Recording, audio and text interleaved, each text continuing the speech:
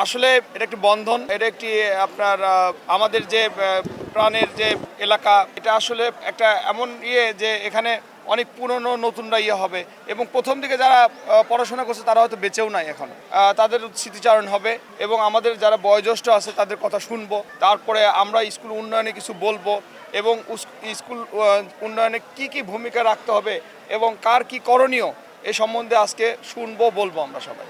আচ্ছা, এখানে নবীনরা হয়তো প্রবীণদের চেনে না, প্রবীণরা হয়তো নবীনদের চেনে না, রাস্তাঘাটে অনেক সময় চলাফেরা করা হয়। এই যে আজকে একটা মিলন মেলা হবে, এই মিলন মেলা থেকে কিন্তু নবীনরা প্রবীণদের চিনবে, প্রবীণরা নবীনদের চিনবে, এটা থেকে ঐক্য হবে। এই ঐক্য কিন্তু অনেক শক্তিশালী। আমরা এই শক্তিশালী ঐক্যকে কাজে লাগিয়ে এই স্কুলকে এগিয়ে নেব, তথাই পদ্মপাড়াকে আগিয়ে নেব, তথা এই গাবতলীকে আগায় নেব আমরা ইনশাল্লাহ। আমরা ধন্য যে আমরা এতদিনে এটা চিন্তা করতে পারিনি, যেহেতু আমরা সবাই এখন স্বাধীন, তা আমরা এখানে পুনর্মিলন করব। এখানে যত লোক আজকে এসছে সবাই স্কুলের ছাত্র এবং একটা প্রাইমারি স্কুলে একটা বিরল সেখানে একটা পুনর্মিলন অনুষ্ঠান হয়, এইটা আমরাই প্রথম ইনশাল্লাহ করতেছি। এটা দেখে যেন সারা সমগ্র বাংলাদেশে, কারণ সুতিঘর, লেখাপড়া সুতিঘর হচ্ছে প্রাথমিক বিদ্যালয়। কাজী প্রাথমিক বিদ্যালয়ে মানুষ সাধারণত এটাকে ছোট মনে করে, কিন্তু আমরা এটাকে ছোট মনে করিনি। আমরা মনে করেছি এর চেয়ে বড় প্রতিষ্ঠান আর বাংলাদেশে হবে না, পৃথিবীর কোনো দেশেই নাই, কারণ সবাইকে একবার পাঠশালায় যেতে হয়েছে। কাজী এবং আমি গর্বের সাথে বলতে পারি এই পাঠশালাটা যেহেতু 90 বছর বয়স, এই জন্য আমাদের গ্রামে কোনো নিরক্ষর লোক নেই। শুধু আমাদের গ্রামে না, পাশে চকধানায়, তরফসত্তাস, তরফভাইকা, চকবোচায়, সন্ধ্যাবাড়ি, আমার আর সমগ্র আমার পদ্মপাড়া গ্রাম, কোনো লোক আমার ডিক্লারেশন দিয়ে দিতে পারো, আমার ধারণা 98% লোক শিক্ষিত। এখানে মূলত আমরা আয়োজক, আমার শ্রদ্ধাভাজন বড় ভাই, তার অনুপ্রেরণাতে আমরা এটা আয়োজন করতে পেরেছি। আরও সহযোগিতা করেছেন আতিকুর রহমান রুমন, ওনার সহযোগিতায় আমরা এটা আয়োজন করতে পেরেছি। এখানে প্রায় 700 রেজিস্ট্রেশন হয়েছে এবং আমরা চেষ্টা করব ভবিষ্যতেও যেন এরকম অনুষ্ঠান অব্যাহত রাখতে পারি, এটা আমরা সর্বদা চেষ্টা করব। আমি এখন মনে করি যে অত্র এলাকার যা আমি আছি এর মধ্যে আমি এখন একটু সিনিয়র স্টুডেন্ট এই বিদ্যালয়ে। তা আমি সবাইকে পেয়ে, আমার নিম্ন যারা আছে ওই যে আমার সহপাঠী, আমি খুব আনন্দিত যে তারা এখান থেকে লেখাপড়া করে গেছে।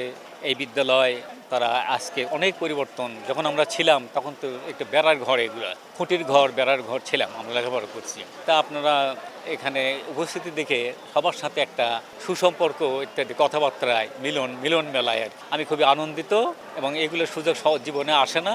এবং আমাদের এই বিদ্যালয়, যেটা আমাদের শিক্ষার একরকম বিদ্যাপীঠ, সেটাকে আমরা একটা বিশেষ যাতে সম্মান দিতে চাই, এই কারণে আমরা এখানে সমবেত হয়েছি। আসলে এই স্কুলে এই প্রথম আমরা একটা পুনর্মিলনী অনুষ্ঠানের আয়োজন করেছি। স্কুলের বয়স প্রায় 100-র কাছাকাছি চলে আসছে।